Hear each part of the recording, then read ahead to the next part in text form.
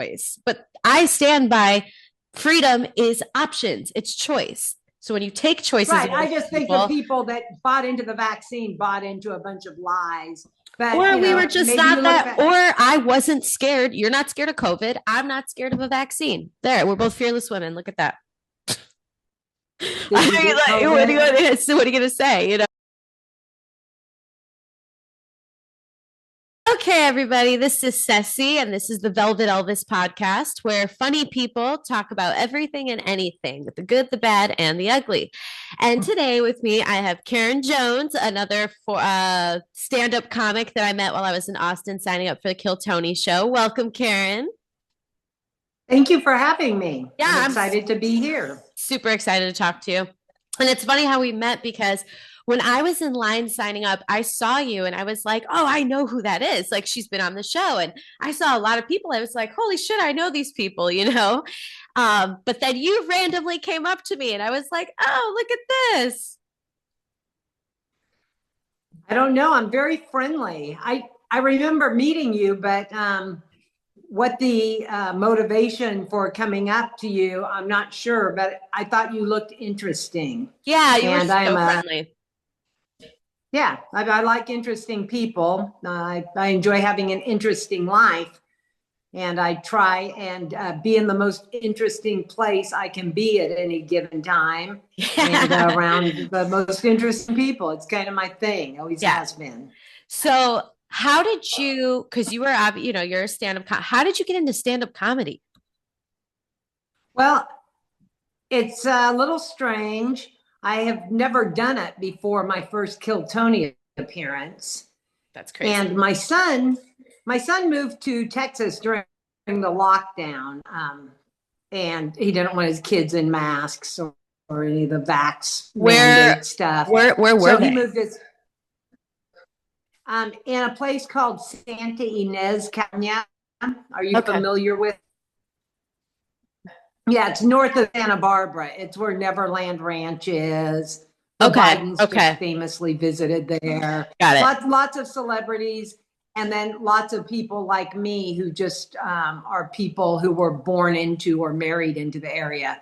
Right. So it's a very rural kind of place and a very beautiful because it's a little northeast of Santa Barbara. So it's a gorgeous place. Very nice. And once again, keeping with I like to be in the most interesting place I can be. And my husband owned a portion of this old cabin in downtown Santa Ynez.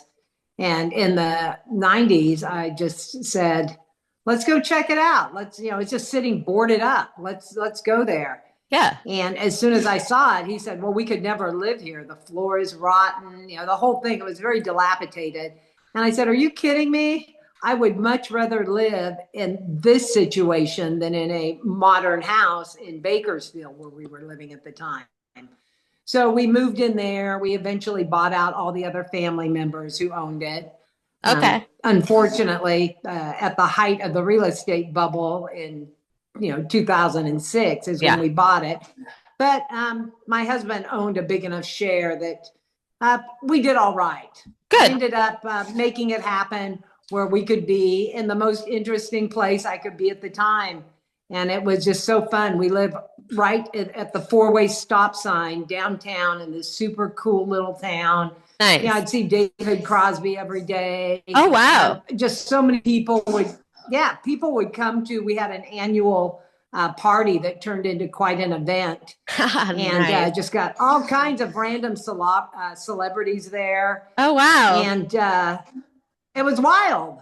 That is wild. I don't know what to tell you. We did live music and location, once again. Yeah. Yeah. And interesting people. Like, I don't want to be somewhere where there's a lot of people. It's not interesting. That's like the opposite of what I enjoy. So then, I like being alone or being around interesting people. Right. So then I can get back on track. Yeah. Yes. Getting back to Kill Tony, I was going to say the very interesting place that we met. Okay. So that was your first time ever doing it was there, which is ballsy as hell. You're all too nice. If you knew me, you wouldn't be doing that. So I get here tonight, and there's this lady walking around in a pink getup. just crazy hot pink outfit. And her t-shirt says, "Pussy is the new dick."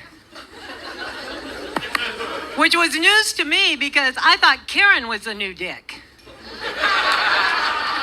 My name is Karen, and I'm thinking, finally, women's liberation achieved something. They have replaced Dick with Karen. Yay, girls, girl power, thank you. And it's so annoying to me because I'm old and I've watched this women's lib stuff play out. And I see some young women here, you have no idea how much better we used to have it before we were equal. It used to be great. We weren't, it was. Guys would give us their seat. They paid for everything. We didn't have to work.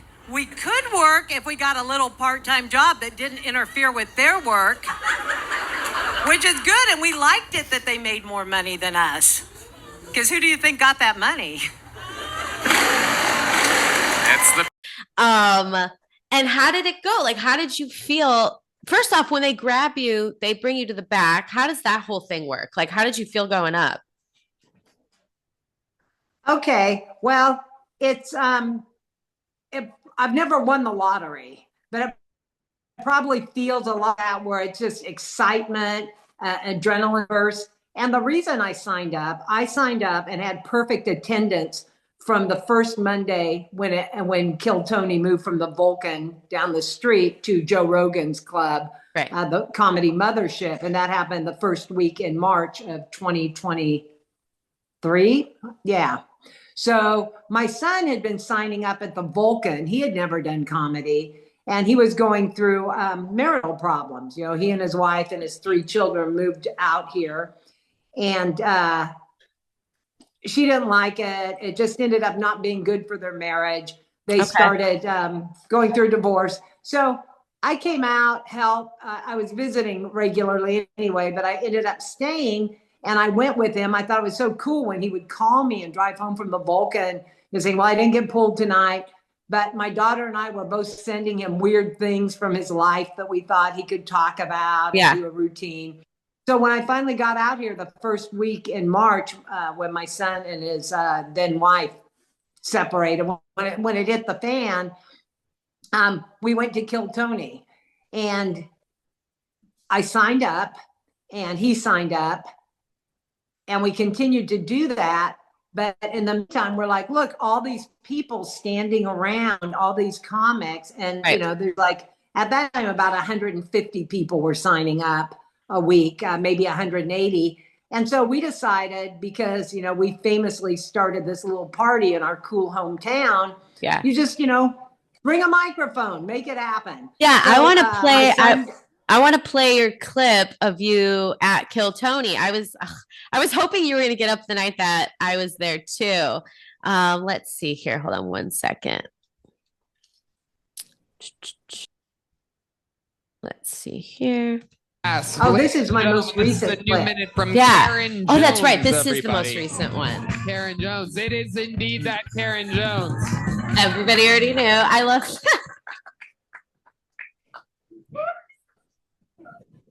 my first time with the new microphone. How crazy was that? Watching Trump almost get killed? That was so insane that I was distracted watching it by how stupid the Secret Service girls looked.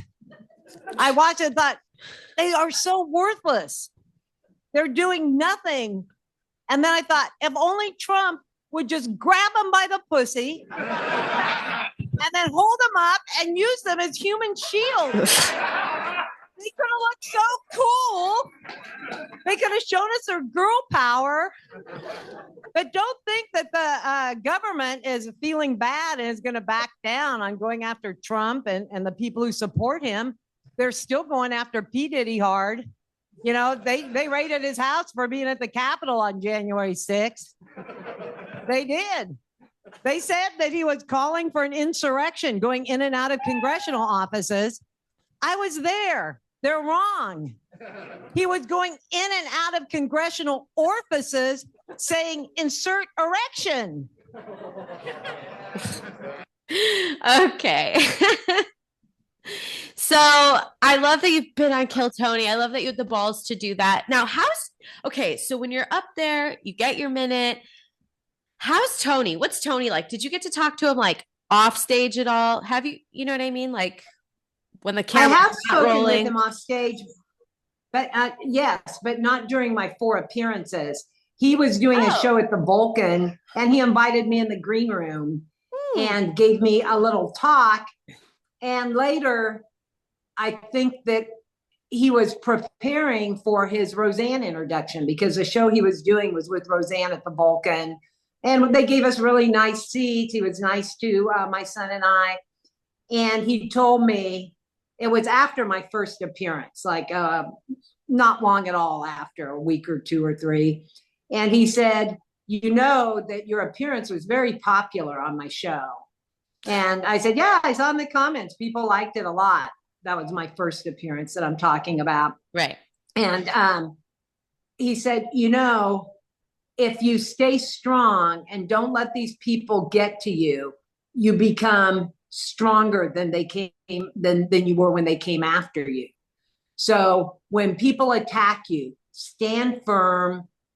I don't remember if he said don't apologize, but that's how I remember it. He was just basically, you know, just stand for yourself, and in the long run, they have only made you, a tougher person, and you get to move forward to the next level. And then that night at the Vulcan, when he brought out Roseanne, he gave a much more eloquent version of that than I just fumbled through. But he said, this is a woman who they tried to cancel, and the more they demonized her, the stronger she became. And so the thing about that, though, see, that thing with Roseanne, though, I mean, like, I'm not into cancel culture. But the tweet that she sent, about that woman looking like a Planet of the Apes or whatever, the racist tweet that she sent out. Like, I get. Well, that people say it was racist. To me, she looks exactly, if you watch Planet of the Apes, she looks so much like that woman. And I also was not aware that, is that Valerie Jarrett? Is that the woman's name? That she and was. I knew that she was Iranian. I had no idea she was Black, but it's a thing with comedy, it's a swing and a miss a lot of times. Yeah. And that woman looks an awful lot like the doctor from the first Planet of the Apes movie. And and I'm saying that some of us, and Roseanne and I are more of the same age group. Right. And we were raised with sticks and stones. And Tony roasted the F out of me every time I've been up there. And I laughed. I was teased a lot for different things growing up, from being chubby. Well, I guess the reason pimples. I bring it up is because for him to say like, oh, it'll only make you stronger. And like you just said, well, you should already be strong. So I don't even know why. Does she need cradling? I don't, you know what I mean? I don't think cradling, but she lost her own show. Her own show was taken away from her. And Tony had his Ping Dang attempt at being canceled himself. Yeah, I remember that. Yeah. So, and I was thinking about this whole, with 9 or 10 days before the election, Tony Hinchcliffe is the top story. And once again, they misconstrued what he said. Actually, hold on one second, because I'm glad you brought that up, because I do want to share that clip of Tony at the rally or whatever. Of the single joke, not of the whole set, right? Right. Yeah, definitely. Tonight. Where are my proud Latinos at tonight? You guys see what I mean? It's wide open. There's so many of them. It's absolutely incredible. Believe it or not, people, I welcome migrants to the United States of America with open arms. And by open arms, I mean like this.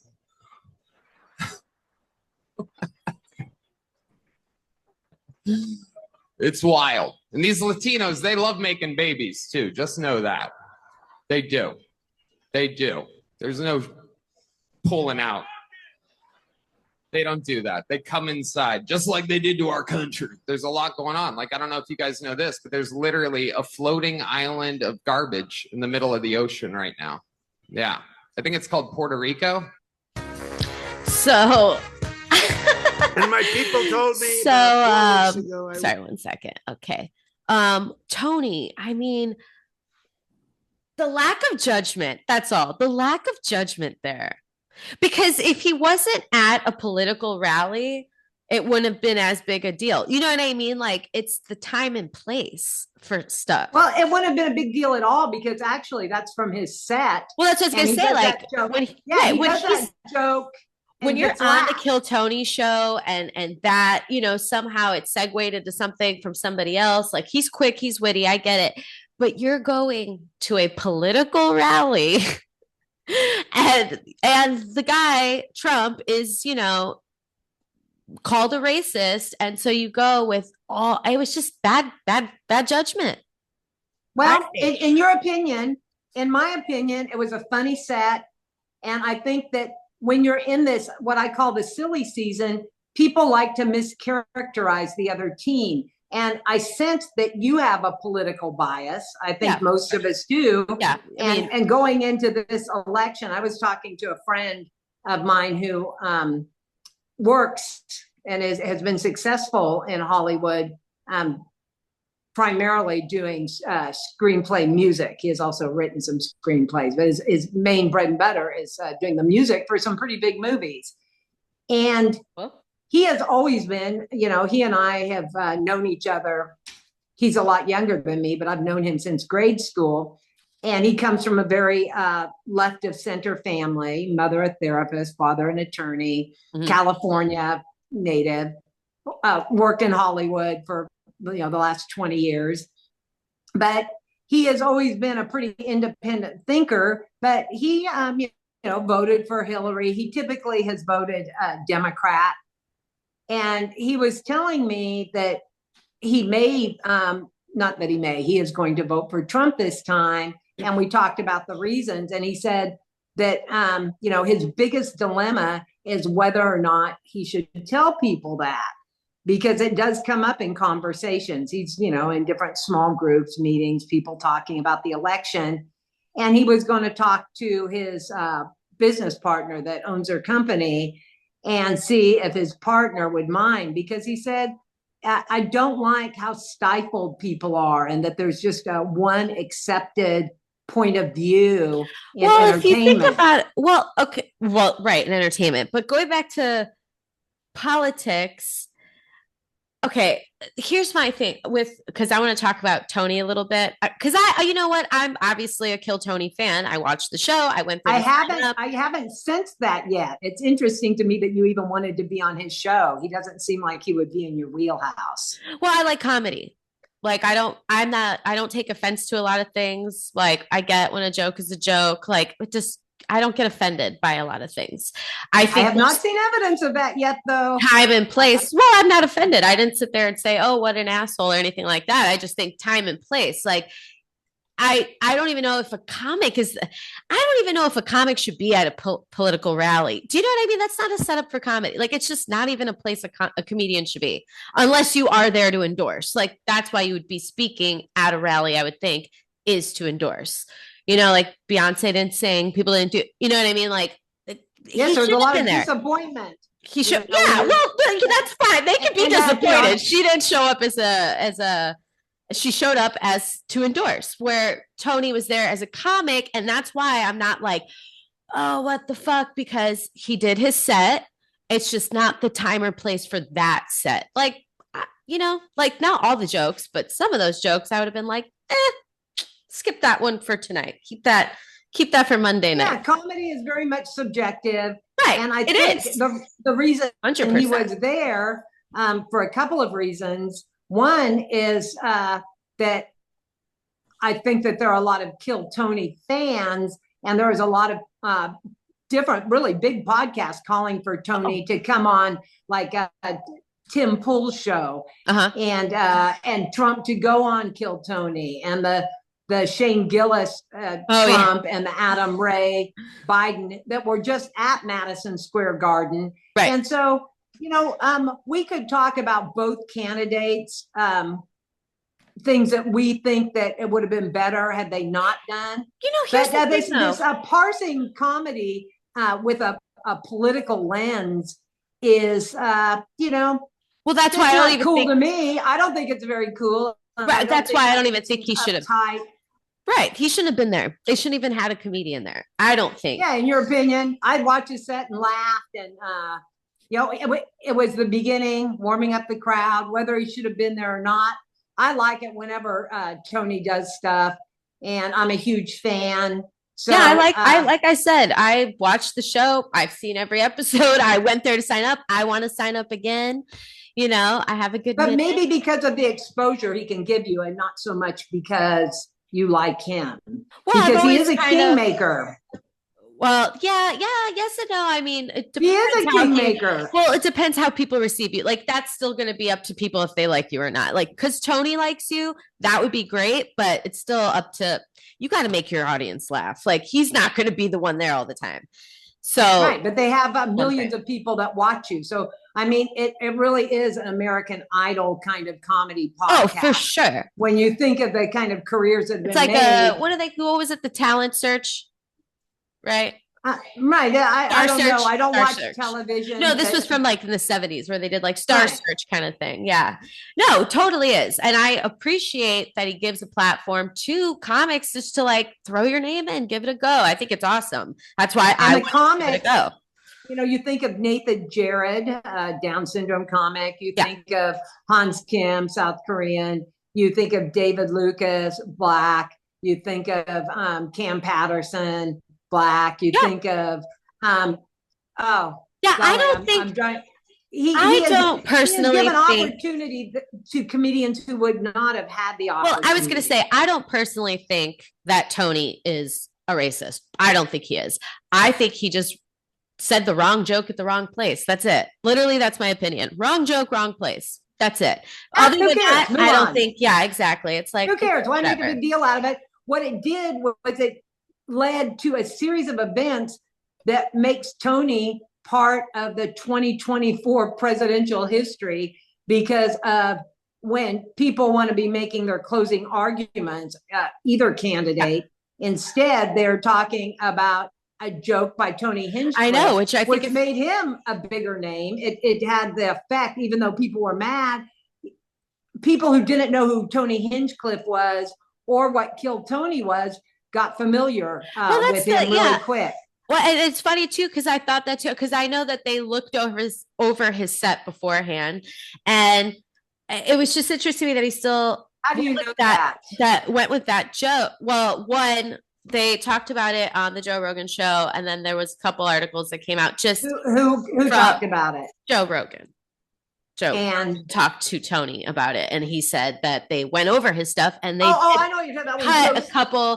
They cut a couple things out, which is obviously. They cut one thing out. Joe Rogan said that he had talked to Tony. Yes, and of course, obviously, it wasn't Tony and Joe talking about it. Yeah. Right. Exactly. But no, I just think that because he is, he wants Trump to win. I thought it was still kind of like, wow, but if you want him to win, like, it was just interesting to me that he didn't take into account, like, oh, this could maybe push the other side to do more voting. I don't know. But at the same time, the main difference between you and me as a comic. And our approach, I don't think anything's off limits. I think as long as you're funny, and when you're not funny, I don't think it should be off limits. Then that's the consequence. Like you tell jokes, sometimes they work, sometimes they don't. Lesson learned, move forward. But what it did was then lead to the current president making the "all I saw were the supporters are garbage" comment. And then he changed that, said, no, I was talking about that one comedian. They rewrote his statement that the sitting president made. And then that led to Trump, who is the, greatest showman ever, doing the garbage truck thing. So it turned into a week of talking about garbage, and had our little friend, the squirrel not been killed by the state of New York, we would probably still be talking about garbage. Right. You know, it was Peanut yeah. that knocked the garbage off the front page. So it's all what's being talked about. It is what's being talked about. In the closing of, well, not anymore. I mean, Peanut knocked Tony and the garbage truck off the top stories. I don't know if you use X. Like X is where I get most of my information because I don't. I mean, there's a lot on there, obviously, because there's a ton on there. But I'm not a fan of Elon Musk. I don't really want to be a part of his world at all. That's how I feel about Mark Zuckerberg and Meta. But I also I can get that with Mark Zuckerberg. I understand that sentiment. I mean, with Elon, let's be real here, though. The thing that bothers me about Elon Musk, okay, is the fact that for a lot of Trump supporters, they don't like immigrants. And I'm not saying all. I will never say all. Okay. You'll never hear me say all Trump supporters. No. But a lot of them don't like immigrants. He is a fucking immigrant. Right? He's not an illegal immigrant. But he is an immigrant. But he, even there's the legal ones say, but they also, there is a difference, but a lot of them don't want to acknowledge that sometimes. And the thing that bothers me, though, is that this is also, you know, an immigrant who has billions of dollars, who has huge influence over Trump, possibly just buying an election. I mean, he tried to do a lottery. He tried to, I don't like it in any form, period. No, and it still goes on where things are banned on via Meta, and also every media. You know, it's 90 positive Kamala, 85 negative Trump. And so Elon has essentially leveled the playing field there. But I have a couple of accounts, and one has a very left-wing bias because it's a music account that I run, and very left-wing, and all those arguments are allowed. I've seen both sides. I've seen both sides. I've seen like very right pushing. I've seen very left push. I've definitely seen the polarization that, you know, you put certain keywords in, it'll sway you this way or sway that. I see it. Which side do you think does it more? Well, I have to be honest with you. I think it's probably equal. No, then you're not informed. Okay. Yeah, I am. Yeah, check it out. Like, fact check me. I really welcome you after our discussion to see what percentage of coverage one candidate gets versus the other. And you'll see it's pretty clear. So both people are being covered. I mean, every time I turn one is negative, one is positive. Trump.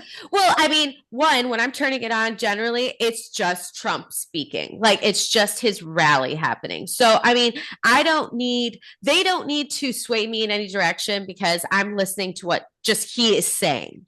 Do you know what I mean? Like, you could give me your opinion on whatever after, but I'm still taking in what it is he said himself. What'd you think about the Kamala Saturday Night Live appearance this weekend? It was cute.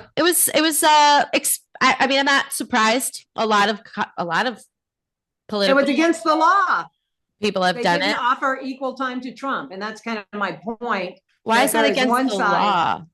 It's a election violation. It's an equal time violation. The FEC has already commented on it, and NBC offered making amends to let Trump have some free commercial time after the NASCAR race on Sunday.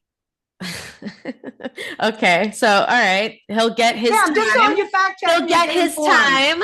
Yeah, but that's so here nor there. Like, who got more time? Geez. It's more like, what did you do with the time? You know, and so that extra time he gets, I'm curious what he'll do with it. He might pretend to blow a microphone again.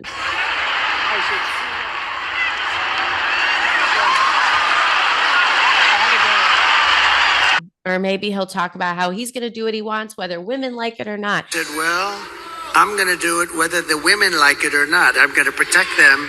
I'm going to protect. Like, I don't, you know, I'm going off of what he says. Like, I don't, because I'll tell you right now, my mom, I'm sorry if you hear this.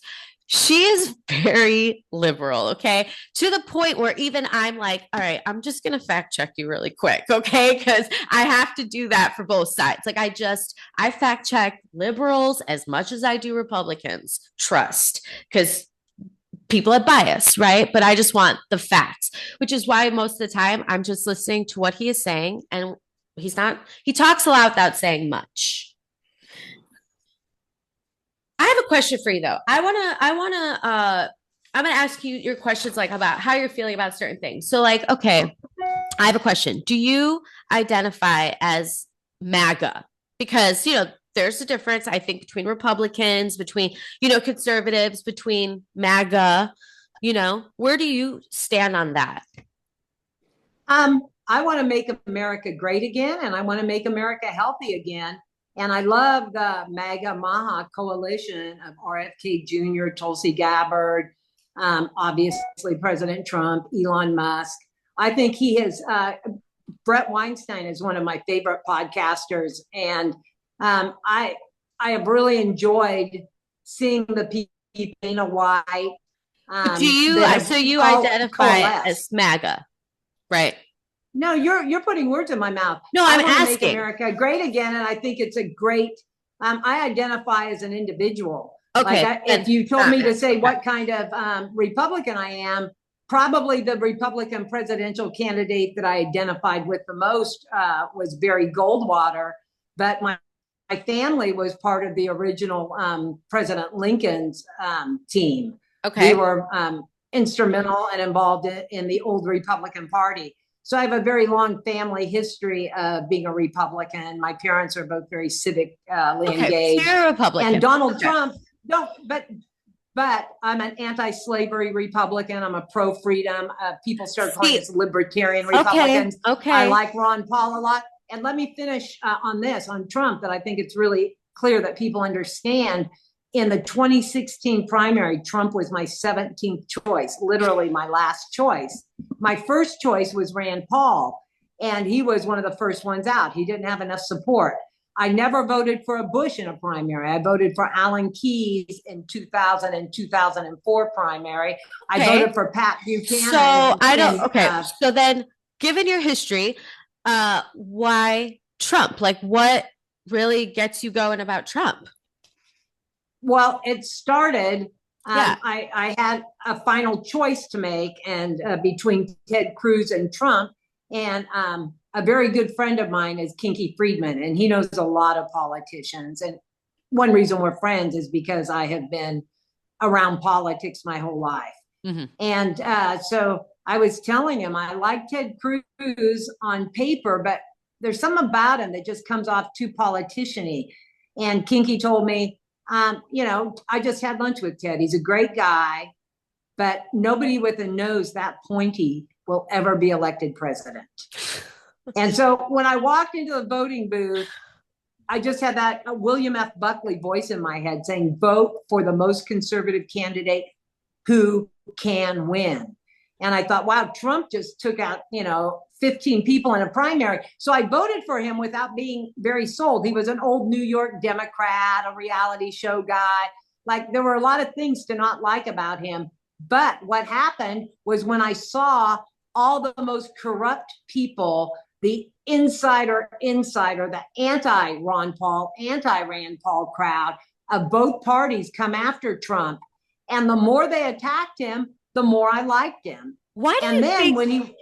Well, I was going to say, okay, so why do you think that Trump ran as a Republican if he's been, known to be a Democrat before? Like, why would he run as a Republican, do you think? Do you think just because he could win that ticket?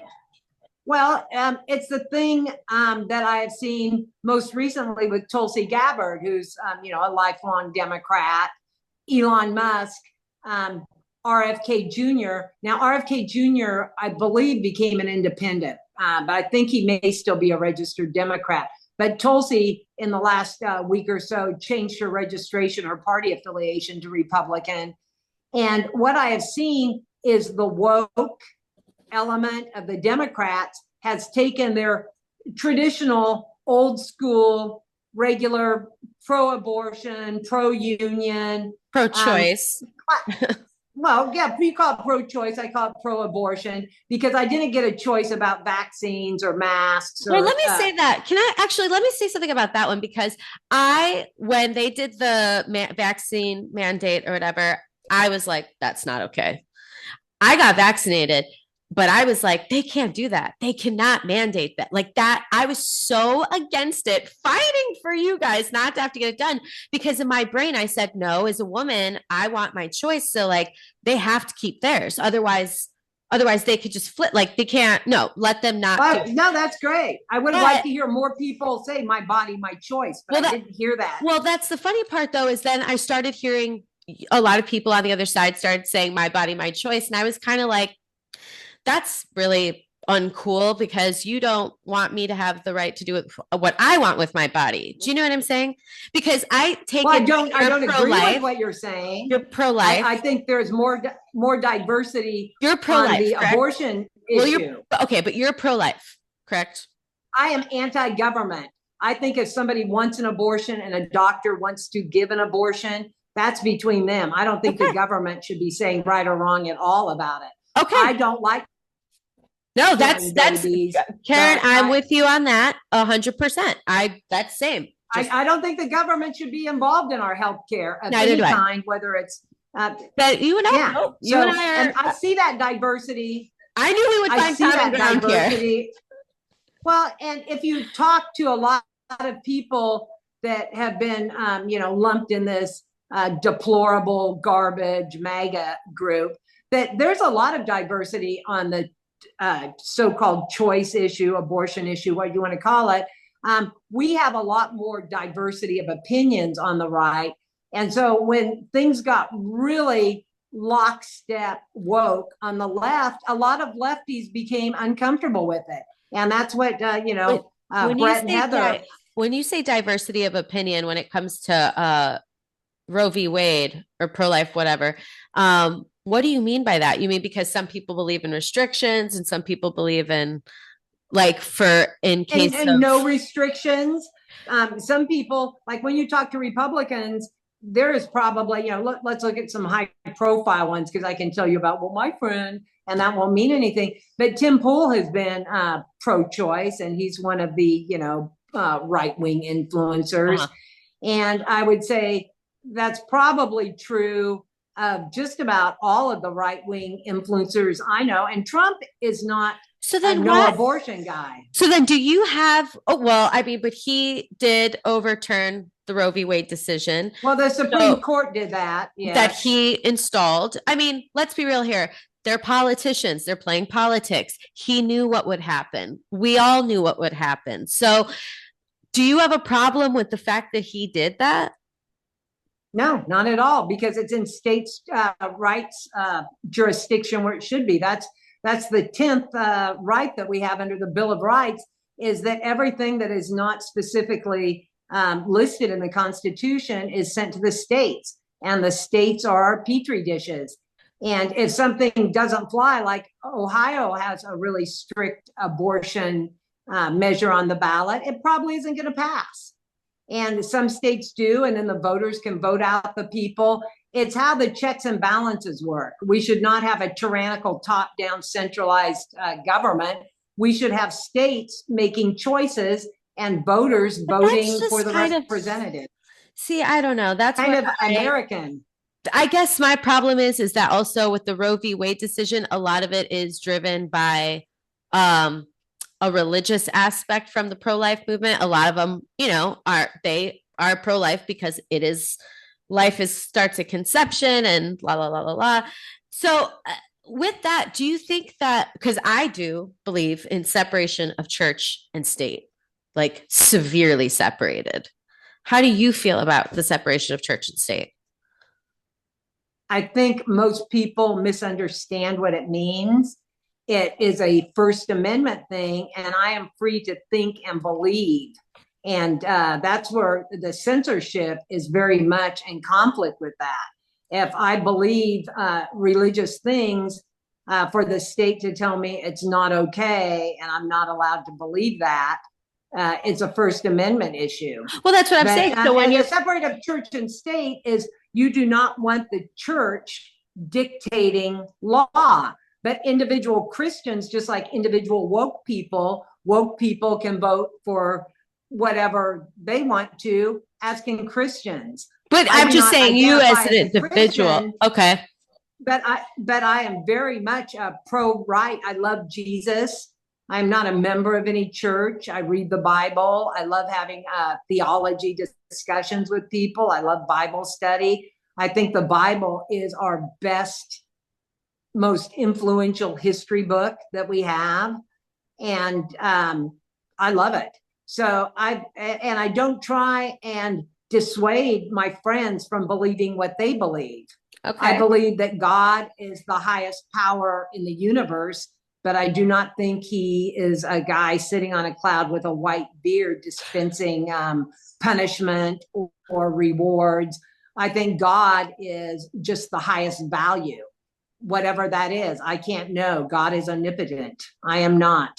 So I'll never understand God, but I know that there is good and evil.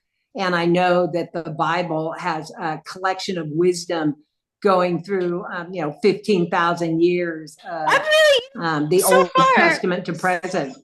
Okay, so you're anti-government, so stay out of our doctors' rooms, which I love. I'm anti-big government. Same. I do think our borders should be protected, and if somebody attacks us, we should defend ourselves. But I'm against intervening in other countries, military intervention.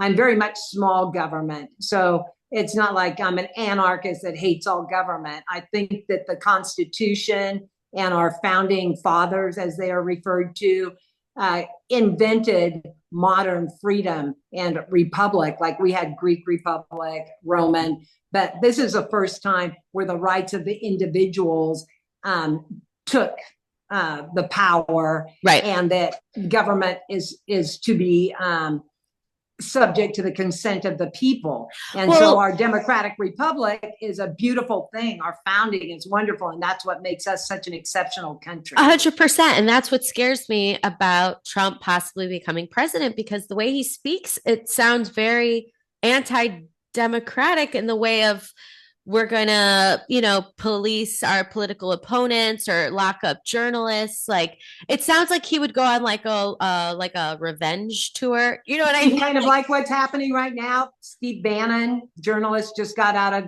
jail for refusing to answer a subpoena, which many Democrats have done. Well, Peter Navarro, subpoena, like if you don't answer it, regardless, it's just legalities there. I mean, if you you can talk over me. Whenever no. I'm pointing out the contradictions in what you're saying, but this current administration has used lawfare in a way we have never seen. And I lived through Watergate. I have seen people go to jail. I don't know if you were able to catch Blago. How do you say it? Blagojevich. Yeah, the former governor of Illinois, speak recently. It's just amazing that he and Jesse Jackson Jr. were imprisoned for a little bit different things, but probably not illegal, definitely not in comparison to things politicians do in general. But I've seen Democrats do a lot of locking up their opponents, and it's shocking to me because I grew up in a time that even people throwing bricks at cops, if they got shot, no good. Kent State, I don't care what the students were doing, the cops were the bad guys there. And that's as a Republican, and every Republican I knew felt that way. So I'm just kind of surprised when I hear, it's comical. Anti-democracy. Well, a little when bit. Kamala didn't get a single primary vote. Didn't he also say like, oh, after this, like, let's just not have elections anymore. You won't have to vote anymore. It'll be kaputs. Like, seriously. He wants to restore election integrity. So I think that you sound a lot like the talking points that I hear all the time. And there's nothing that he got votes. He beat every Republican in the primary. Yes, he did. Kamala didn't even stand for primary. So that's one side is saying threat to democracy when they're the ones who did the coup on their voted for candidate. Well, I don't know. That's pretty hypocritical. Coup. So I have a question for you too. Okay. Now, do you believe, and this is just I would ask anyone this, do you believe that a woman, not Kamala, I'm not talking about Kamala, okay? This is a blanketed question. Do you think a woman could be president? Well, I think that that's a very odd question. I think any Well, I've adult. asked, listen, I've asked people this before, and I've heard a lot of people go, no, a woman should never be the president of the United States. That scares the shit out of me. That's ridiculous. Okay, good. And Thatcher was Good. one of the best prime ministers in the history of No, England. I'm glad that we yeah. Listen, I think that I'm not here to argue with you. I'm here to listen to you, to find common ground, to ask questions. I know you think I'm interrupting you. I've actually let you talk a lot. I have not interrupted you a lot. And I'm just trying to keep things going. That's all. Okay. Oh, it sounds like you don't like my answers sometimes, and I'm just trying to give you another point of view and help you understand when you say things like anti-democracy or outlaw abortion. I want to explain how somebody with a different opinion sees it. But here's the thing about I don't know with the abortion going back to the States, and then they kept asking, will you put a federal ban on it? He said he didn't answer. Yes, he did. He and both repeatedly answered that accusation. So if he says no, let's say he said no. Okay, he won't do it. But my fear is that he's a person who has shown that he could kind of be swayed. And I get a little nervous that, honestly, to be totally honest with you, maybe this is a conspiracy theory. Elon Musk scares the shit out of me. And it scares me that he has that much money and that much power and is that close to the president. And I just feel like he would end up just insurrecting himself, to be completely honest with you. That's what I get scared of. How do you feel about George Soros? George Soros, dude, I have no opinion on George Soros. I really don't. Well, then that's kind of hypocritical because he's pumped a lot more money into elections than Elon Musk. Well, no, but that's Elon did his. But Elon. Oh yeah, no. Listen, I don't like billionaires. Apparently, I don't like billionaires getting involved. That makes me nervous. People with that much money. I know, and it scares the shit out of me. Do you think Oprah's a billionaire?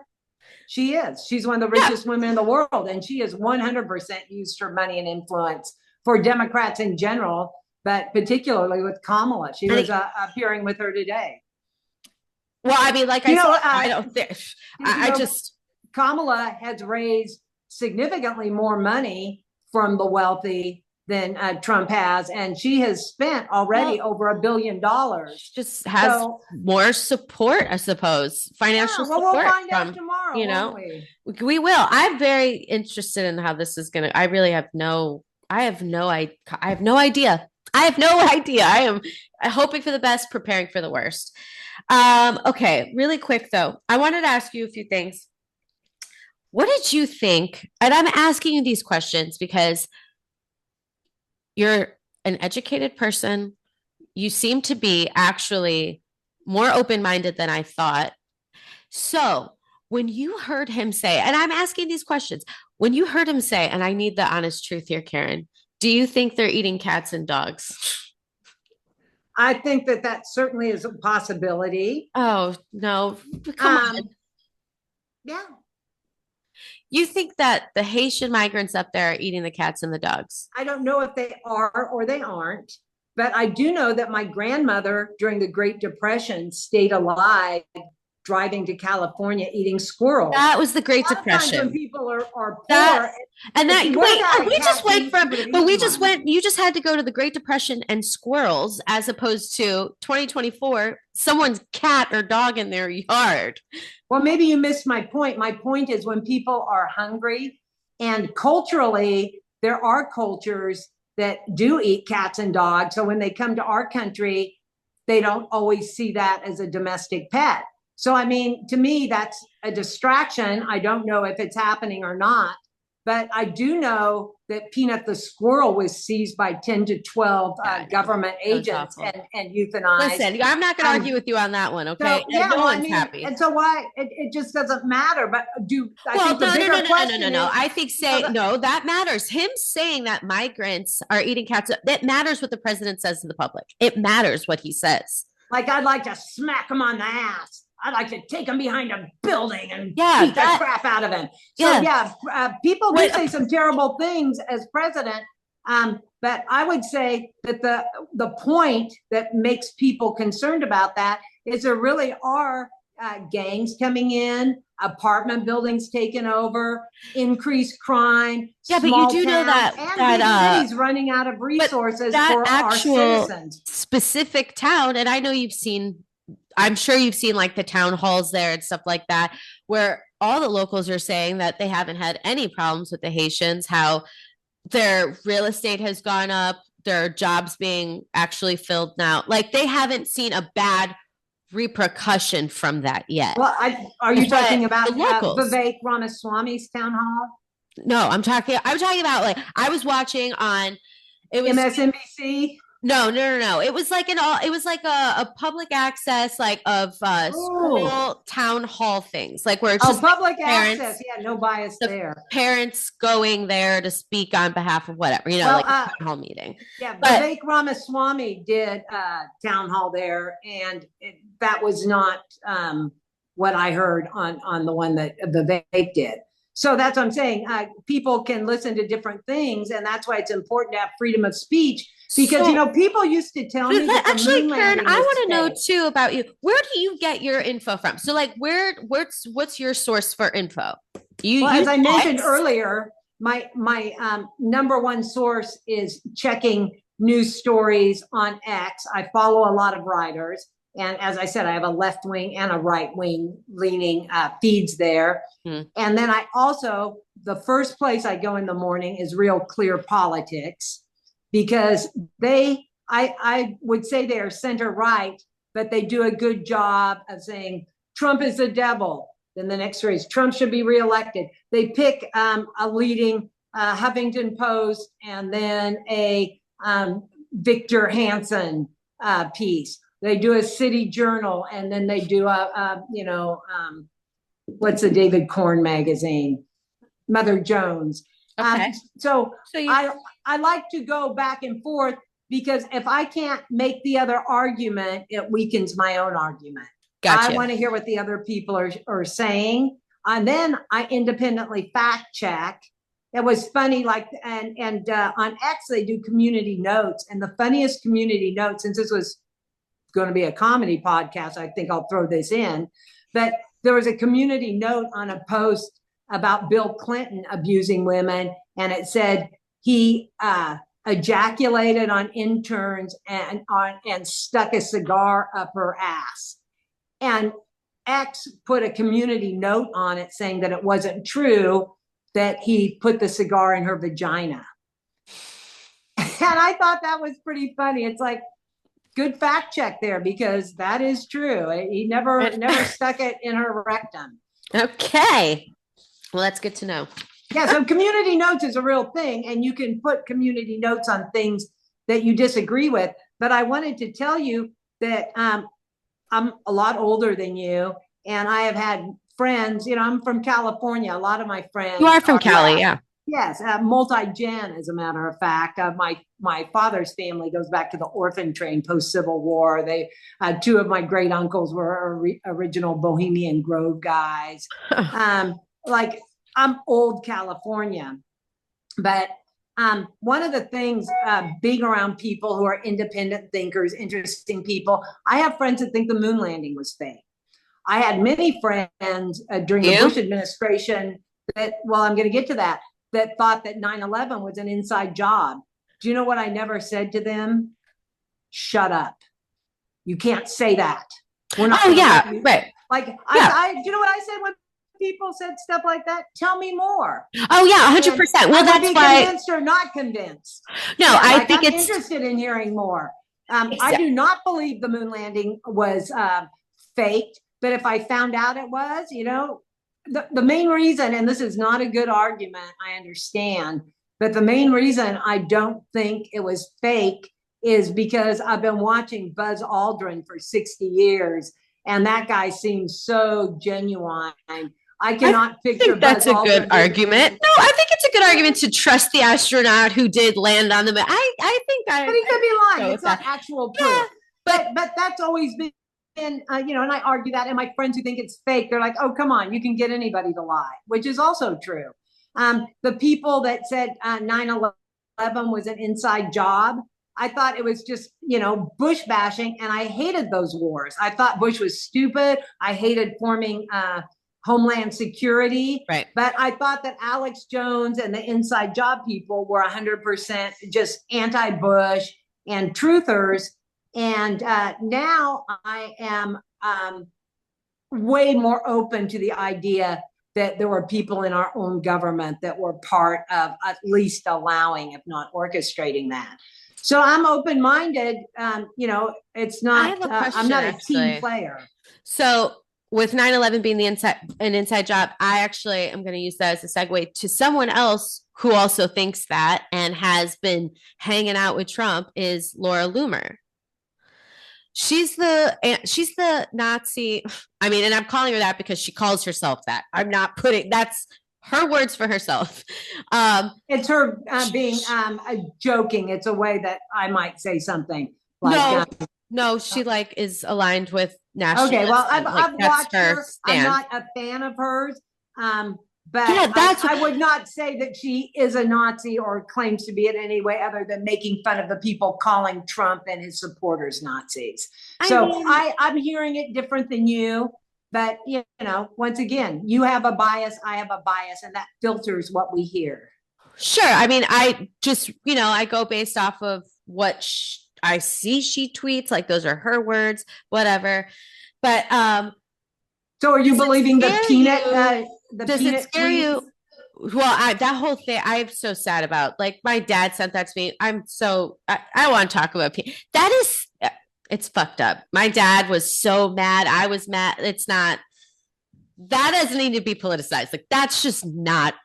Well, it kind of is, because when you have government stormtroopers coming into your home with an anonymous complaint, it very much is political. So it's in the same state that part of their agenda was to go after Trump. So then when they come and they start tracking every woman's pregnancy and all that starts happening, it's going to be because of Trump being in presidency. Like, that is how it will happen. 100% run by Democrats.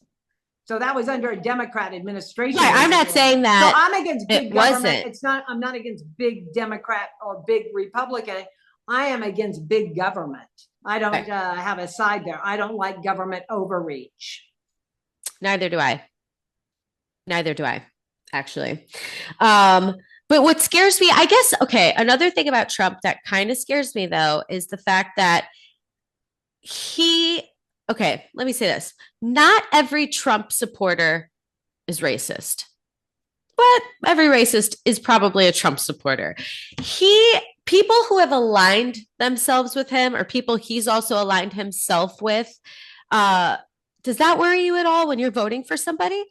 So I'm interested in why you think that so many especially black men have abandoned the Democrat Party to support Trump. Are they racist? I'm curious. Well, no, I didn't say. I said not every Trump supporter is a racist. So are those black men racist? No, that's not what I'm saying at all either. I reject your characterization. And once again, I thought I was coming on a comedy podcast. I'm trying to get to know you. Funny. You're making accusations in a way that you seem to be very biased. I'm curious about you. Well, I'm not. I'm biased in the way of Trump. That's kind of asking me if I'm a racist, and no, I am not. You seem more obsessed with race. Well, your question was kind of leading and implying that people who support Trump, I'm asking how you feel about a person. But I'm asking that. I see the people who are obsessed with race supporting Kamala Harris 100%. And it's mainly single, elitist, maybe they have one child, maybe no child, kind of people that are so obsessed with race. And I just watched Am I a Racist by Matt Walsh from the Daily Wire. And I would highly recommend that movie because it exposes how much it's a money shakedown of privileged white people who really don't spend time around black people. And I definitely have been immersed in many cultures. Yeah. And I think where I hear the racism coming from is rich white ladies mainly, and kind of cucky. I agree with that. Men, yeah. Oh, so I agree with that completely. Racial stuff is not coming from Trump voters. Personally, I think like race is obviously a problem in the country. For me, though, I've always been, it's more also the classism in the country that bothers me. You know what I mean? Like, I feel like the like privilege, Oprah. like the only color, like the color that really matters here is green sometimes. Do you know what I mean? Like it's just, yeah, the classism here is what kills me. That is really what divides people, I think. Well, but whether what's exciting they about see it or is not. it's not like India, where you are born, or China, where you're born in a certain station and stay there. In America, we have upward mobility. And I would say that's one of the things that most of the people that I meet who support Trump are worried about: upward mobility, about the middle class getting squeezed out, about that there's an agenda for the elites, the world's richest people, to be the masters, and then have slaves, and everybody in the middle is a threat to that, because we can start with nothing and become something. And Oprah is a very good case in point there. Yep. There are many people who are millionaires in America, not billionaires, but millionaires, that absolutely through businesses. My husband worked in the oil fields for his career, and many of those guys started out, oil field kids, and they were able to start a contracting business, or they started a PLC company when things went to automation, and they became very wealthy, and they did it by using their mind and being innovative. Right. And that's why somebody like Elon Musk can succeed in America, because of the innovation. Somebody like Palmer Luckey, are you familiar with him? No. He's a guy, he pretty much invented virtual reality. He is okay. another right-wing Silicon Valley entrepreneur. And once again, literally a single parent home, grew up in a trailer, and now is a billionaire because he designed a virtual reality company that eventually was sold to Meta, and he was squeezed out kind of all Steve Jobs style. Well, that's the only thing that's what scares me, I think, the most in politics, the most in policy making, the most, it's just money. Is the money and who has it and what they're behind. Like Nancy Pelosi and that her scares stock me. trades. Like these people come in, Hillary Clinton, people Well, come all of them, and they become rich when they get in there. It's like the Obamas couldn't afford the house that they first bought when he was elected senator, and now they have multiple mansions. Well, it's because did they get a book deal? They worked upward, like you just said. They were elected upward. They didn't invent anything. Well, they were elected. They were elected, exactly. But they were paid a salary, and I'm saying it's really weird how people can be elected and make a couple $100,000 a year and become millionaires. So how does that happen? I mean, but you know what? I feel like that thing now happens all the time. Like people do one reality show. No, but I mean, like in a lot of industries, like, cause like you said, you write a book and then it gets sold, and there's like so many avenues after that. Get sold in the free market. A person writes a book that is subject to the ups and downs of the market. People want to buy your book or they don't. Right. Just like Tony Hinchcliffe is a kingmaker in comedy.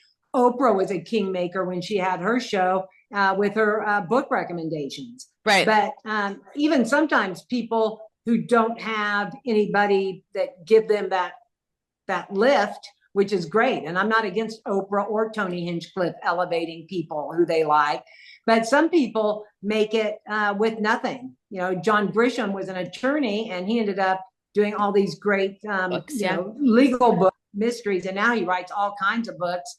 He wrote a book that led me, it was part of reinforcing me not believing in the death penalty anymore.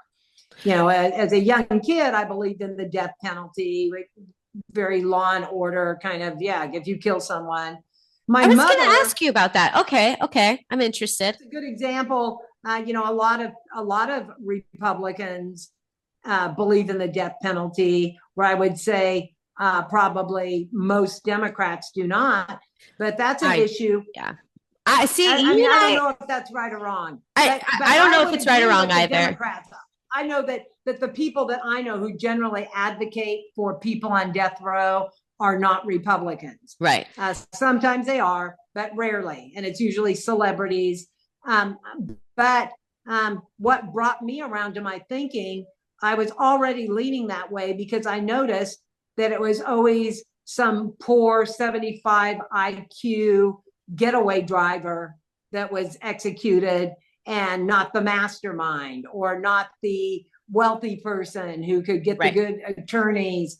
And so I was already thinking the way I think now, but the more I saw government overreach and top-down centralized government, I thought, are these the people we want deciding who lives or dies? And they can rig juries. And I started listening a lot to Mark Garagos talking about, how there's an unlimited amount of money. He's a left-wing trial lawyer in Los Angeles. I don't know if you're familiar with him, but he's a very well-known LA lawyer.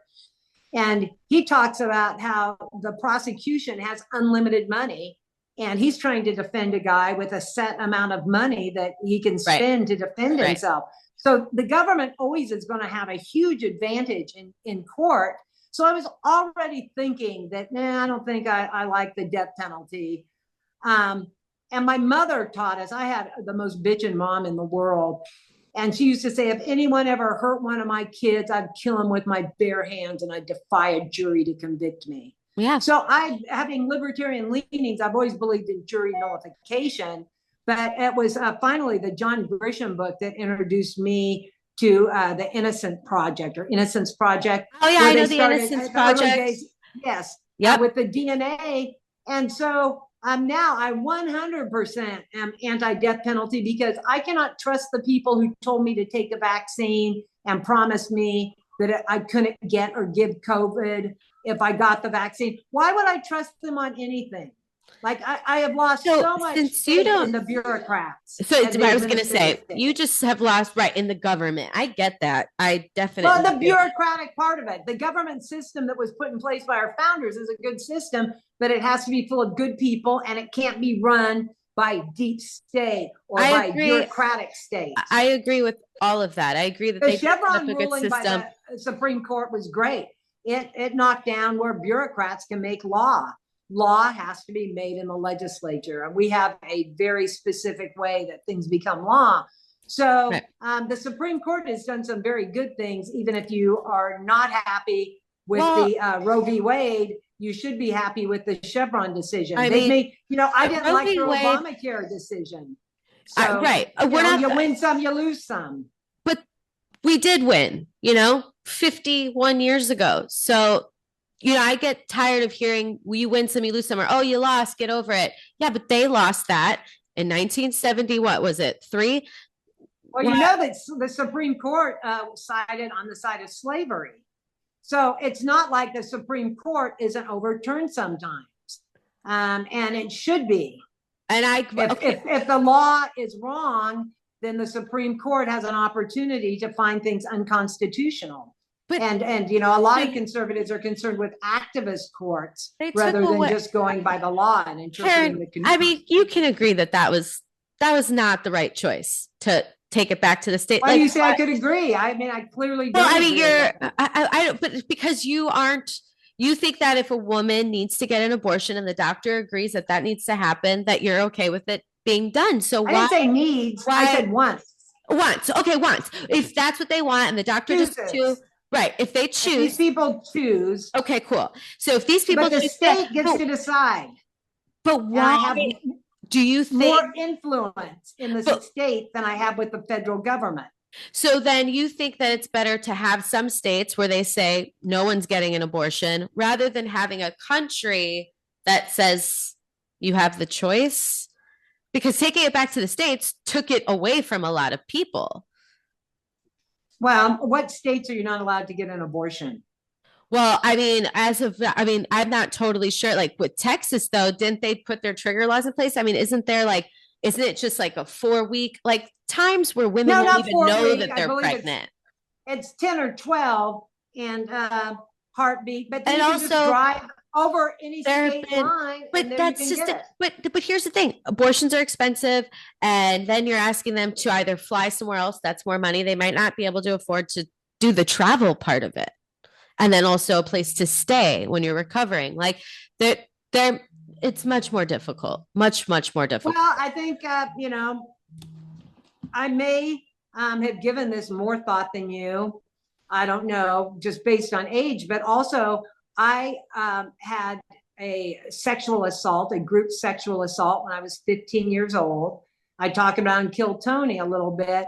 Back then we called it getting drunk in the wrong place. Some guys in their 20s were being really nice to me and they gave me beer. And next thing I knew, I was assaulted by all of them. And I got pregnant. And it was the year Roe v. Wade had passed. And abortion was an option for me. And I decided that I wanted to keep the baby. My parents did not want me to keep the baby. They're pro-life, but they wanted me to put it up for adoption.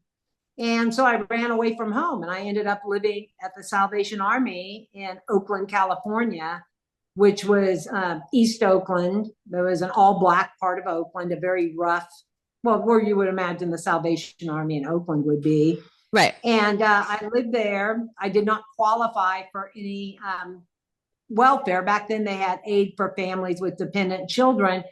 But because I was 15 and my parents were, middle class, the Salvation Army let me live there and work. I worked in the kitchen and then I had to work in the morning. They had a daycare center attached to the building and I worked there and there were requirements. I had to go to school. So I went, I got my GED. I went to some other classes. I eventually completed a program where I became a licensed psychiatric technician. And when I returned home with my 2-year-old, 3-year-old son, I pulled up in my nice car, living in a nice apartment, working for the county hospital. Like I put my life together. And the people my age who were just graduating from high school, starting college or starting their careers, were very impressed with it. And it was a good way to go. Now, had I decided to get an abortion, like my business, but I came to a personal choice there. And I know something about me, and I don't think I'm special. You know, you said I was educated. I am self-educated and very well informed, but I only completed the 9th grade.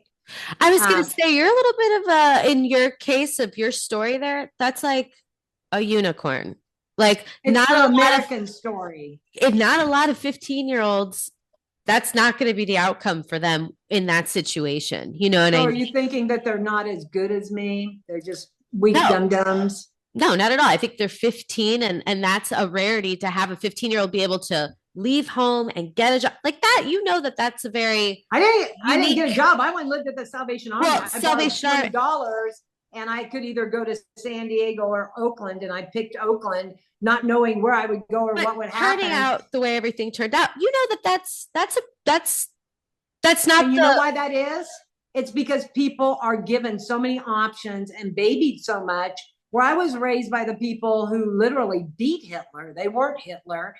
And I was raised by people that promoted self-responsibility, self-reliance, don't be afraid, don't be a follower. Like this wasn't just me. There was a whole generation of people. And that's why we come off as tough or, maybe time has passed us by. It's a much softer world now. I mean, maybe that's true for sure. Cause I understand that. There's definitely a generational difference there for sure. I was raised with tough love myself because of my dad. But with your story, like that is so unique and so, I mean, not the norm of what really can happen or most of the time does happen for a 15-year-old who gets pregnant. So that's why it just bothers. Like, I just wish that it should just be a choice that we have. That's all. It should just be an option that we have. I think that I believe options. That's a person's right to choose. A person's right to choose, and not just with vaccines. Or I also believe I should be able to smoke marijuana.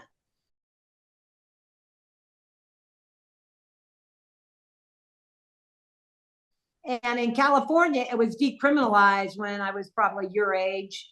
And for decades, I could use marijuana in a small amount, buy from my regular guy, my family farm guy. Yeah. I had a really, like I had multiple connections, but some really solid regular ones, literally for decades of people I knew. I knew where the pot came from. And I was very anti-legalization because, once again, big government.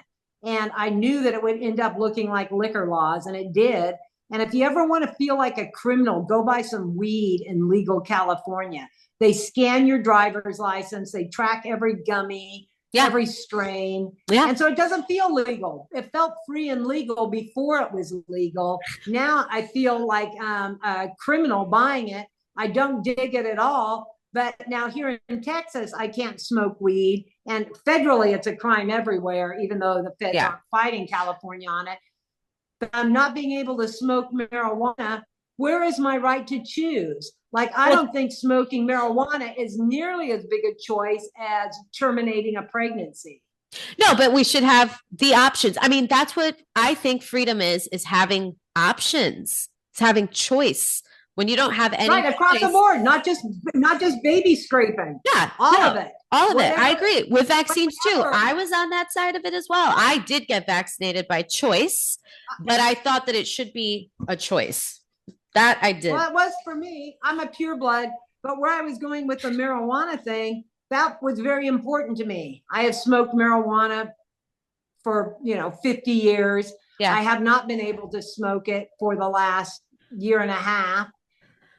Maybe year, whatever. And I think it's really contradictory for people to be pro-choice and not care about that. And I know many care about both, as you say. But the other part of that is it just really annoys me that people are hypocrites and that they also are single issue voters. Like, I didn't vote on the marijuana issue, and it was big to me.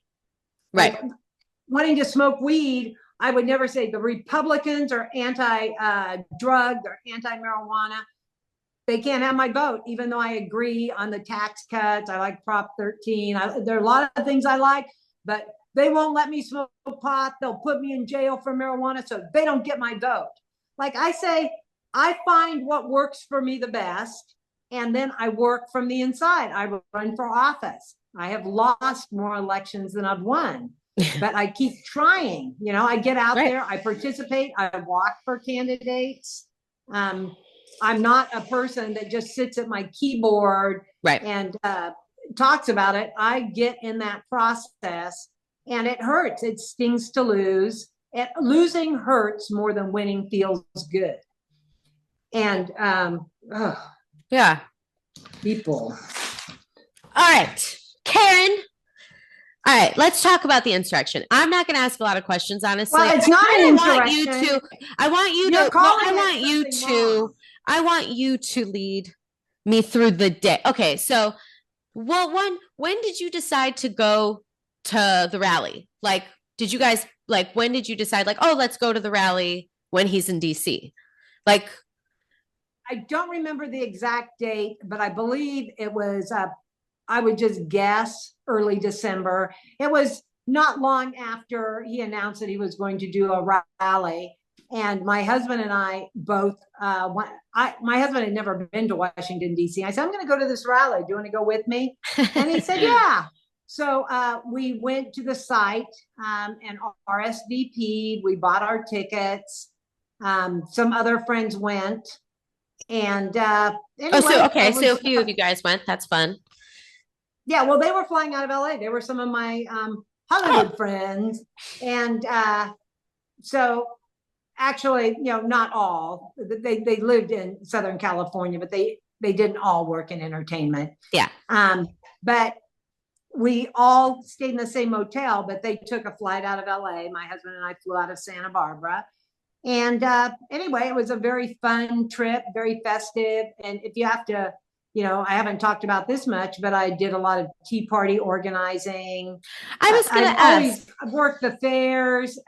I have literally been in politics my entire life. Not as somebody just mouthing off about it. I would set up tables and register voters. I would go door to door and get signatures. I'm one of those people. I was raised by very civic parents, and Okay. it was my civic duty. So, okay. When did you get there? Did you guys land the day before, or was it a couple days before in DC?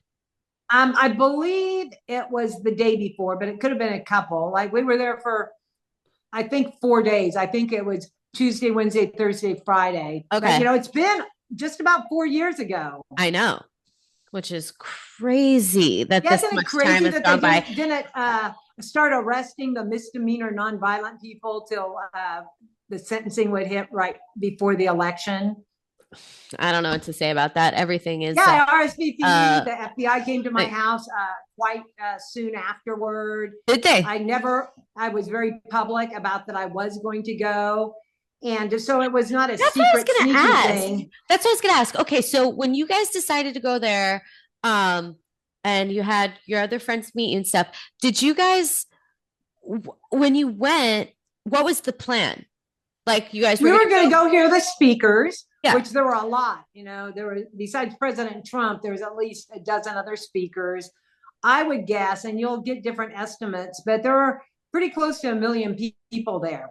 And, you know, everybody from Kimberly Guilfoyle to, you know, to all the people that we are fans of as political speakers, Don Jr., America's Mayor Rudy Giuliani. He had not fallen from grace. He was still a respected person. I was gonna ask how you feel about him.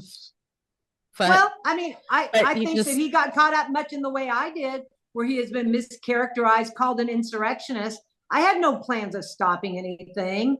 I had the same plan I had, you know, I rallied in front of Congresswoman Capps' office against Obamacare. I wasn't going to kneecap her, so she couldn't so vote. you were there to listen to the speaker speak. And to speak myself, I, like in the case of Obamacare, I set up a PA in front of her office in the bed of a truck, and we invited speakers to come get in the back of my truck and speak to the people gathered there. And that's very similar to our tax day protests. We want ideas.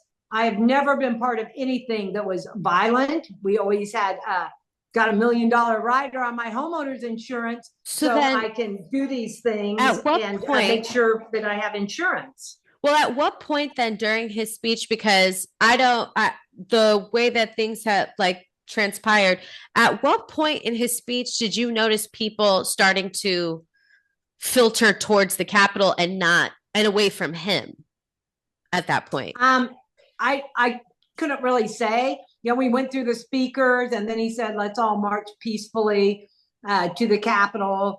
And on the way, it was very carnival-esque. Like the streets were full of Chinese people protesting communism, a lot of people selling Trump hats, right. You know, just a lot going on. And people, but very friendly. Nobody was angry. And I think that's one of the biggest mischaracterizations. We were a happy bunch. I had to go pee. And so we took a detour and separated from our friends. I stopped at my hotel and went pee. And the way I ended up, you know, there were people all over that area of Capitol Hill. And if you're familiar with DC, the area between the White House and, you know, Pennsylvania Avenue down to the Capitol, we ended up on the backside. There weren't a whole lot of people, but more and more gathered.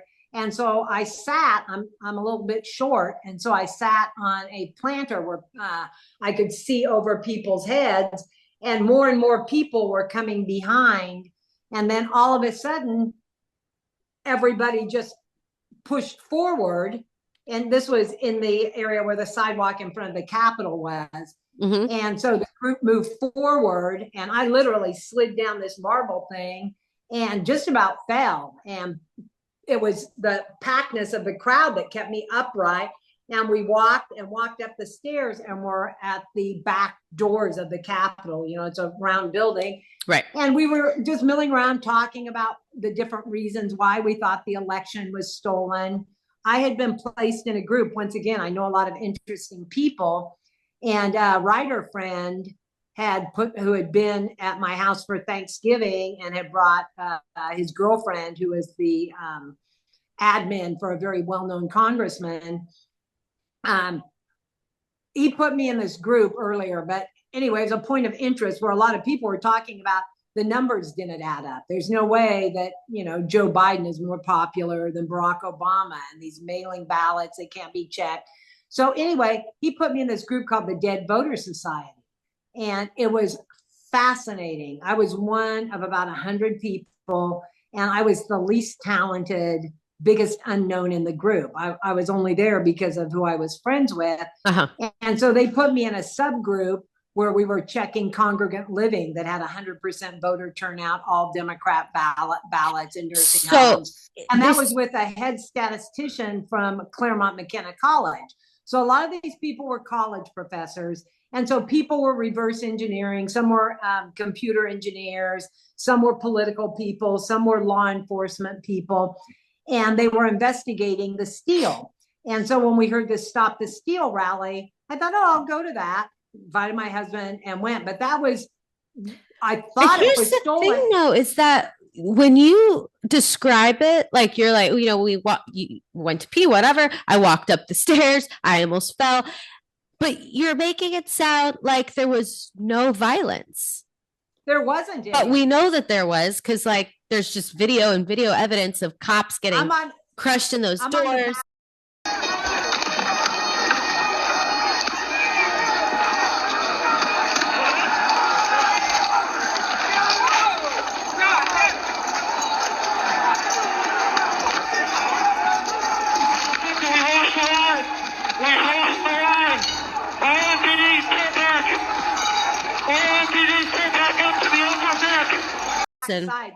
Well, it depends what you watch, and that violence is a loop.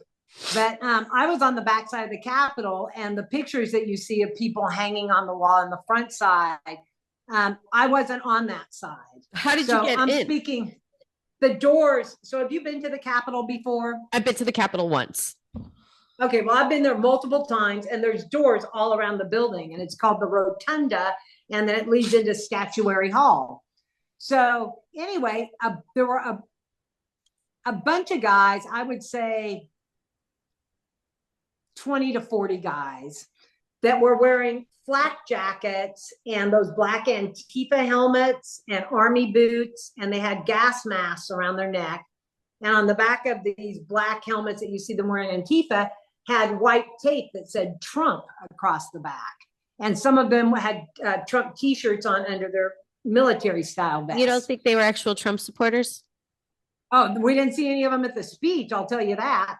And they were banging on the door, and they formed a line, and they were banging. And so all of us squares were away from them, and we were just going, who are those people? They are certainly not with us. And so that was our talk. And then all of a sudden, those doors open, and that line of guys go in. They're magnetic doors. All of a sudden, the magnets were released, and this line of guys goes in. Were you scared? And then we're congregating.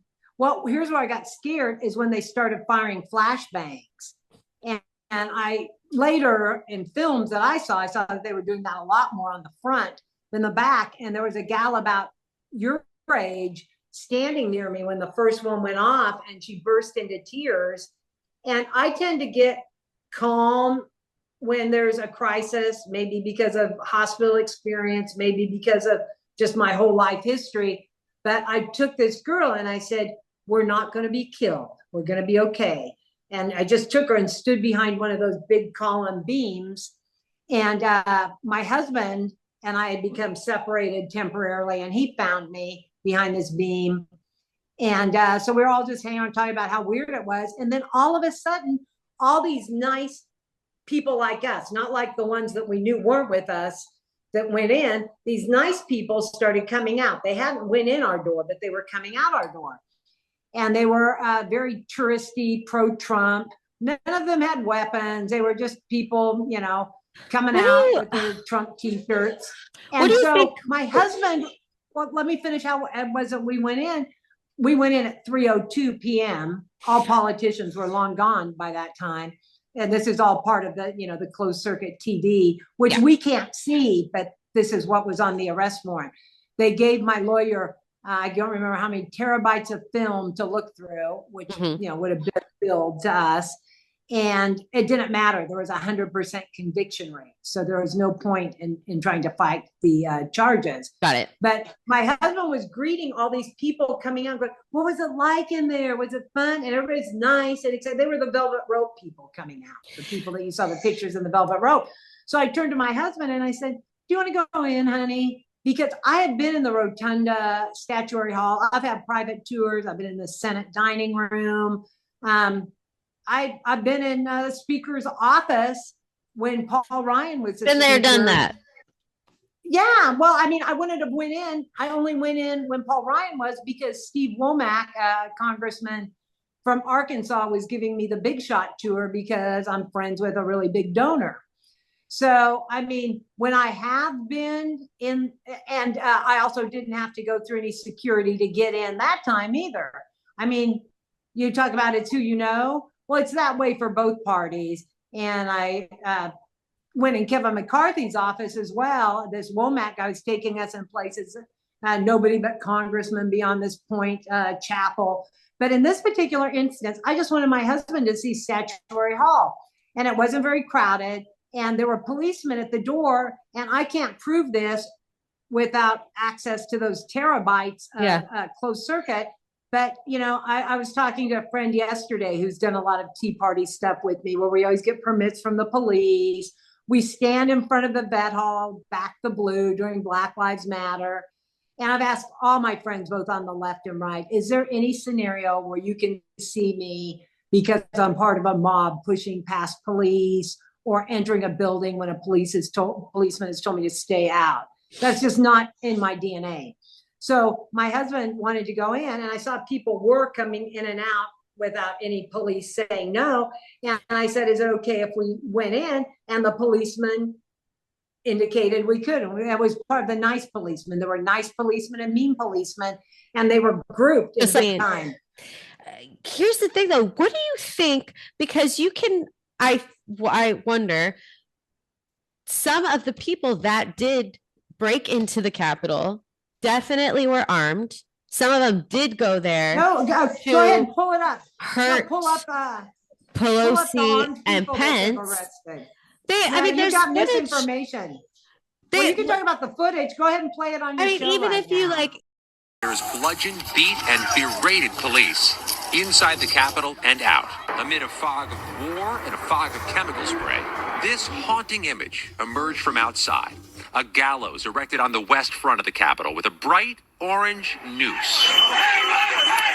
A moment and scene included in the second impeachment trial. Even if you like just grab a metal bar that's on the ground, you're now armed. I'm not saying they had to have AR-15. Well, the only metal bar I saw was a policewoman hitting Roseanne Boylan, who died of her injuries. There were 4 Trump supporters killed, no police killed. And I think you've been kind of like you bought into the COVID hoax. I think you bought into this. And I think we haven't talked about COVID, so I don't know why you're saying that I bought into a hoax we haven't even talked about yet. I literally said, I don't think that you should have had to get vaccinated. I don't know why you're you must have been coming at me in a weird way. Well, just because I thought, why not? I've been vaccinated before. I'm not worried about them tracking me. We all carry our tracker. It's done. It's over. All the things. Plus, how many people I know that have done drugs? Like, I'm talking drugs. They're like, I don't know what they're putting in my body. I saw you eat a pill last week. You weren't sure what it was.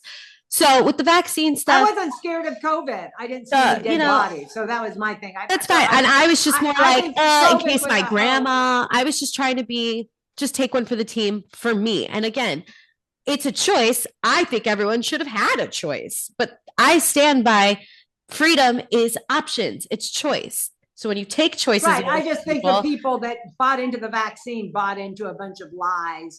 But, or we were just not that, or I wasn't scared. You're not scared of COVID. I'm not scared of a vaccine. There, we're both fearless women. Look at that. What are you going to say? You know what I mean? I did. I got COVID 3 years later. Like, I got it way late in the game. But it was fine. I wasn't on my deathbed. I was just testing positive. So I was like, okay, I have COVID. So yeah, there's just a bunch if it would have been worse or better, who knows? I don't know. That goes person to person. Yeah. Walmart open. my little shop owner friends closed. There's a lot about, because I live in a small town, so I saw what it did to small businesses while big businesses who have lobbyists thrived. Right. I mean, listen, that's why I call it a hoax, because I think it was used to give an unfair advantage in competition. But that's a whole nother topic for another day. Yeah, I was going to say that is. Saying yeah, it is. That if you, watch full video of police firing rubber bullets, flashbangs, Can I ask you something about that? Got riled up just watching those videos, because that wasn't happening where I was until I went in, and then. But you didn't get in at the same time as everybody else, and you weren't at the forefront of it where some of those really hostile people were. Because my question is, what would have happened? But what do you? They were there before the rally ended. Those people were already there? Yes, that's what I'm saying. I know we've seen timestamps, of people that. And so we know that a lot slowly it built. It wasn't just all of you. Lies.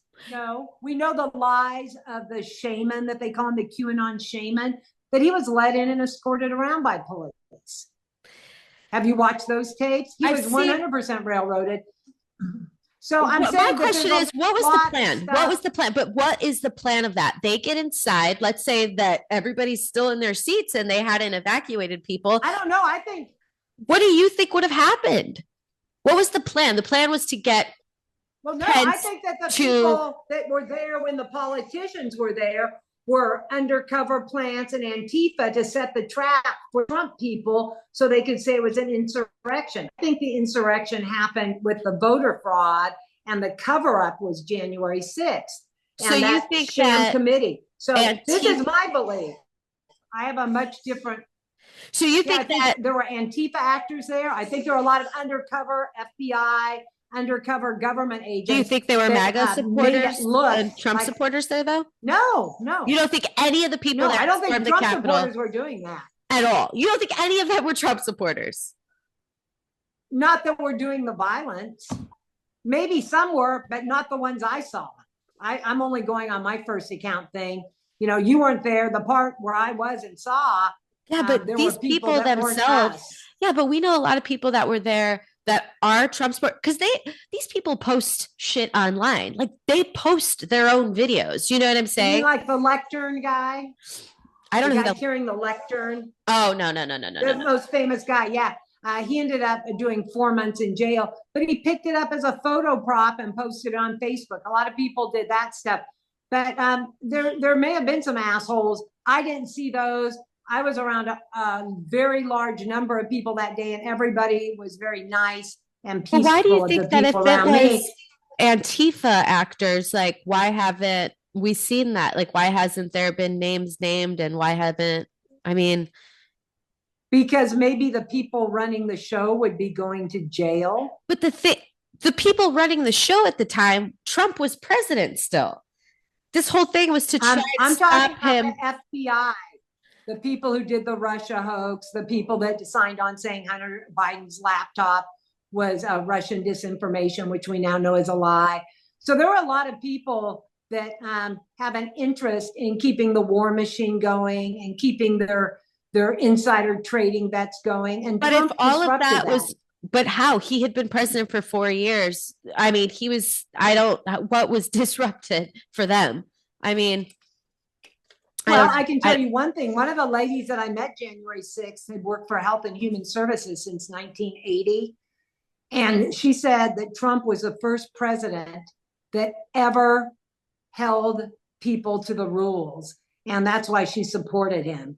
Because she said whether it was Bush 1, Bush 2, Clinton, Obama, every other administration she worked under, they would pass rules. Well, we'll give this money for Health and Human Services, but you must verify this, and the person must qualify under these rules. She said nobody ever enforced the rules. And Trump's administration would say, well, wait a minute, you can't give that money out. These were the conditions. And so he didn't play the game. He was an outsider, and outsiders don't like insiders coming in. I was going to ask you but it's pointless to ask, because you don't. Trump, you did not believe, incited the the riot at Absolutely the Capitol. not. Absolutely not. So here's my question then, because he said, take back your country peacefully. That was the reaction. This year, he said that there's going to be a bloodbath if he loses. No, now see, that's misinformation. He was talking about a bloodbath in the auto industry if they kept the electric car mandate. That's like they're good people on both sides. You need to do more fact checking. Good people on both sides. He did say that. He did say that. No, he didn't. Pull it up. Pull it up. Wait, he didn't say that. Hold on He was talking about the auto industry. That was at a Detroit speech. And the people you listen to on the media say Trump threatens a bloodbath. No, he said, if we keep this electric vehicle mandate, there will be a bloodbath in the auto industry. He said if he loses, hold on a second.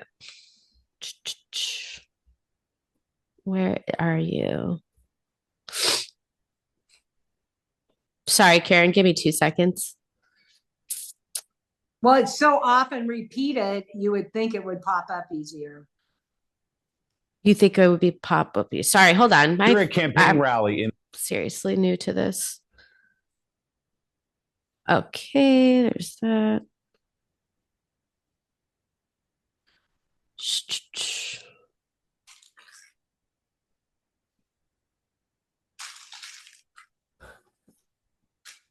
Okay, so let's see here. MSNBC. Okay. Now, if I don't get elected, it's going to be a bloodbath it's for the whole. today. That's going to be the least of it. It's going to be a bloodbath for the country. That'll be the least of it. In response If to the I don't former get president's elected. comments, a campaign spokeswoman told NBC News. Well, you know, Biden's I policy- will do my own research because I know he said it in reaction to the auto industry. And I don't think MSNBC is a very trusted news source, but I'll check it out. And I will apologize to you. And bloodbath, you know what? I don't see that as a threat. He's the one who's been shot at. He's been the one who has been. Karen, you have to understand that not received the violence. Steve Scalise was shot. You're one of the listen. You are a person who does her own fact checking, who actually is checking out both sides. Let's be real here. The majority of MAGA is not fact checking themselves. They're not fact checking the left or the right. They're just. How many MAGA people do you talk to? I talk to quite a few. Who are your MAGA friends? Okay, well, I have a lot of here. Yeah, I see that. And I saw my grandchildren were trying to come in a bit ago. So let's go ahead and wrap this up. I thought we were going to talk about comedy, and you are one of the least funny podcasts I've ever done. It feels a little bit like a setup. Well, I said I wanted to talk to you about the insurrection. You told me that when you started today, and I said there wasn't an insurrection. Nobody has been convicted of insurrection. I pled guilty to a single count of entering and remaining in a restricted area. Well, and it was a nonviolent felony. You did what you did. You know what I mean? Nonviolent, misdemeanor. It was not a felony. And so I can only speak to that. And this has been interesting. It hasn't been much of a comment. I hope your sets are funnier than your podcast. They are. But I look forward to seeing I would totally love to talk to you again and talk to you just about your life, though, because Karen, you're a very interesting woman to me. Very interesting woman. I don't find your podcast very interesting. So, like I said, I try to go places that are interesting, and it sounds like you've got an agenda and you're playing insurrection gotcha. Because let's agree to disagree. That nice meeting you, and I'll see you on the other side. Okay, maybe Karen. I'll see you outside Kill Tony. Maybe. You're a big fan. I am actually. Okay. All right. Bye-bye. Bye.